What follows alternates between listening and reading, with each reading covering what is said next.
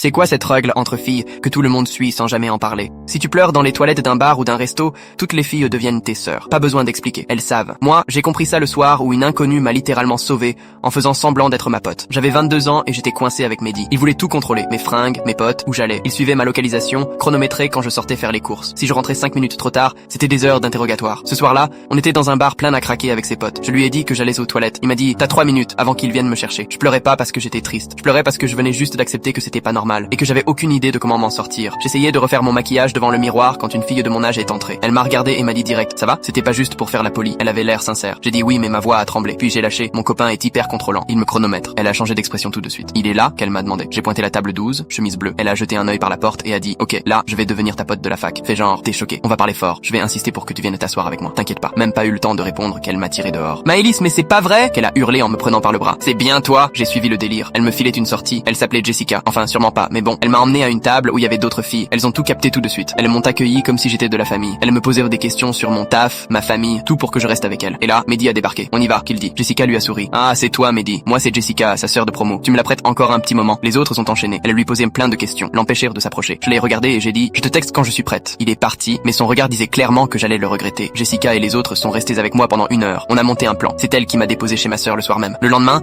elle m'a aidé à faire mes valises pendant qu'il bossait. En fait, elle avait connu ça aussi. Elle avait vu les signes. La façon dont je sursautais, que je regardais l'heure tout le temps, que je disais ça va, alors que non. Je l'ai jamais revue, mais elle m'a sauvé la vie. Juste en faisant comme si elle me connaissait.